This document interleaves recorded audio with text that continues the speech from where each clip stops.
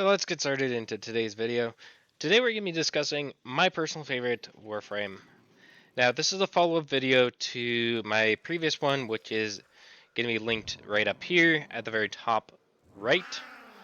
But anyways, this is a follow-up. So a couple things that have changed between this build and the last build. Core Prime's a new thing. Archon Shards are a new thing. Now keep in mind this is not a perfected build as of yet, but this is a much better build than previously. So today I'm going to be going over a couple things that make Khora tick. For example, I might actually look into getting into Venari, how to actually mod Venari and how to make use of her. But our main focus here is obviously Khora, my most favorite Warframe of all. Alright, so first off, if you haven't noticed, I do have a couple abilities that have been subsumed. I got her second off. Now before you end up going into the comments and being like, oh well, the only way to play Whip Khora is via Whip Claw. Okay, I don't play that style because it is very, very glass cannon like, and I personally don't like playing that particular style. Now this one is an update to my Pilfer or Raining Pilfer build, or Make It Rain build, I think is what the YouTube title is called. But anyways, let's dive into it. So first off, we have her first ability, which obviously is her Whip Claw, which as you can see is built off of her melee weapon. And we have Venari and Countess Gizmaya going apeshit over them. We have her second ability, which is more of a panic button. Yes, it's Saren's subsumed ability. I can make Venari target a particular enemy. Next I can switch ability, get shields off of Venari. You can also heal off of Venari as well, which is another added benefit. And of course there's also the Strangle Dome, where this particular one is built off of.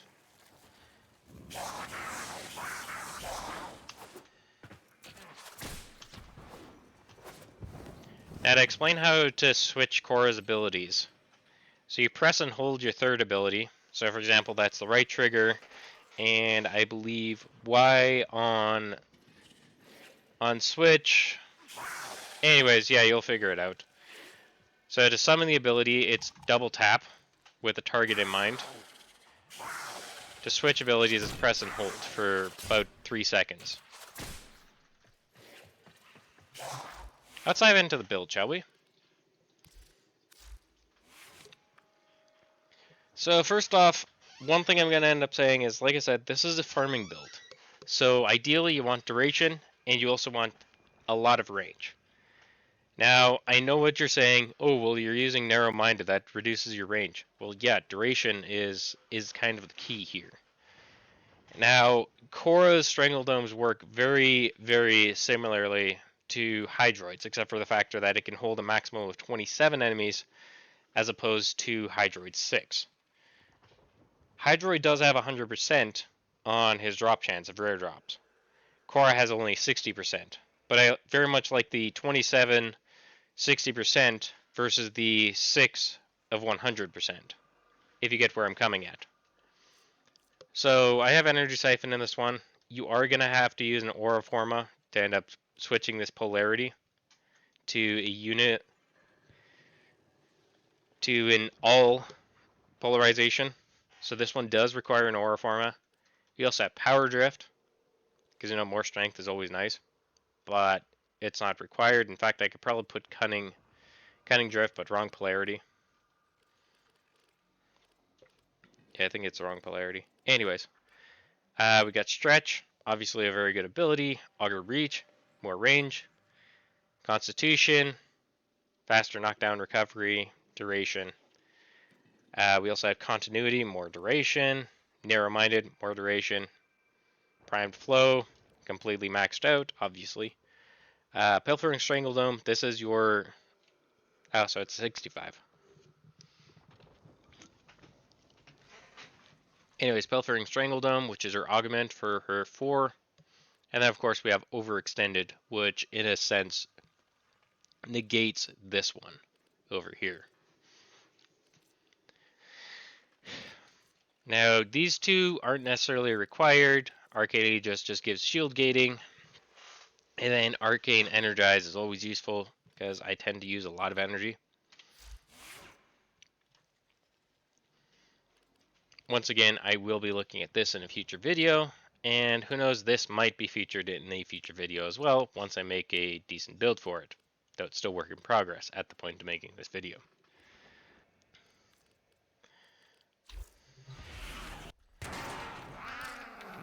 Your job is to distract the enemy while a fellow Tenno operative raids the ship for much-needed supplies.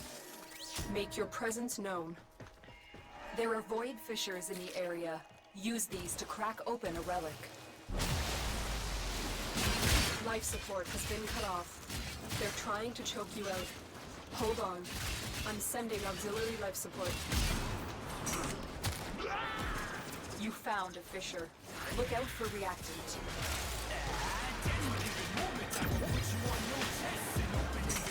Fallen enemies will drop crucial life support. Be on the lookout.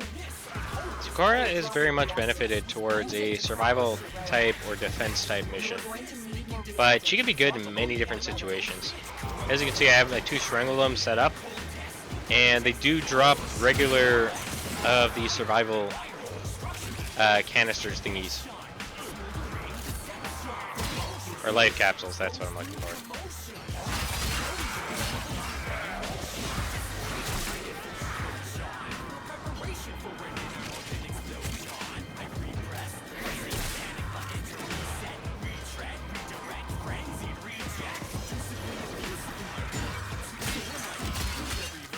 Life support incoming.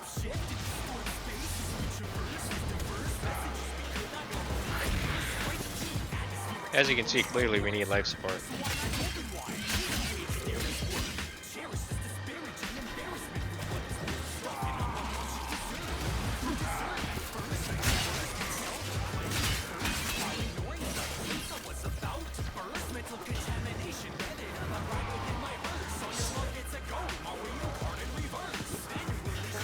I delivered a life support capsule to the area. Activating it will buy you more time.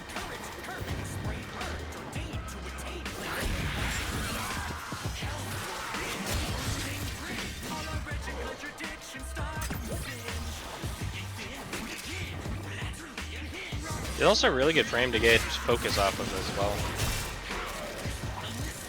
Like, she was one of my first major attempts at grabbing focus.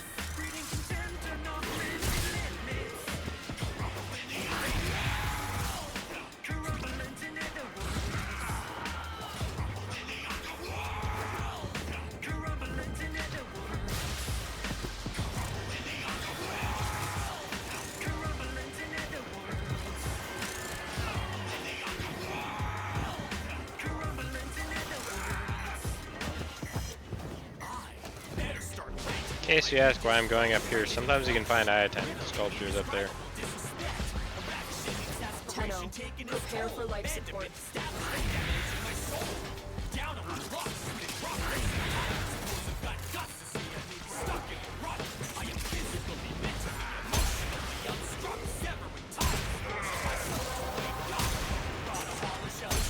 The relic has been cracked open.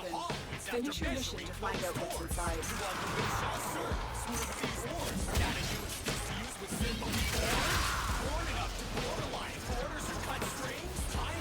Another life support capsule is now available.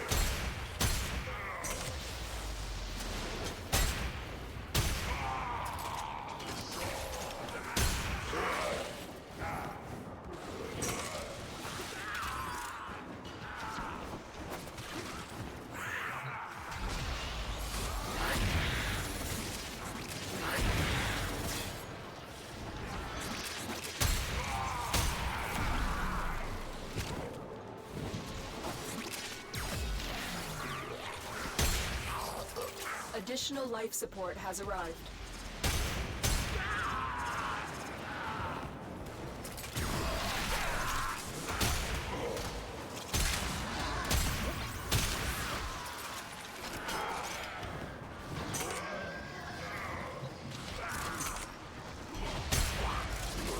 Notice we don't really need life support.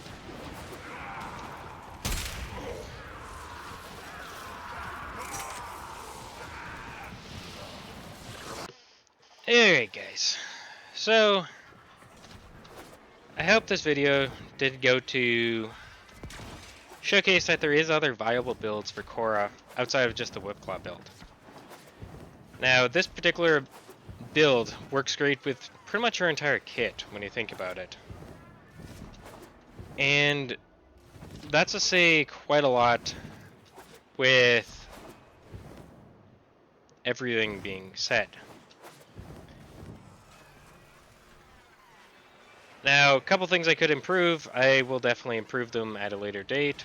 But for now, let's just end it over here. Anyways, thank you all for coming in, and I hope to see you again next time. If you haven't already, definitely subscribe, and also drop a like, as it helps with YouTube's algorithm. But anyways, thank you all for coming in, and I hope to see you again next time. Bye for now.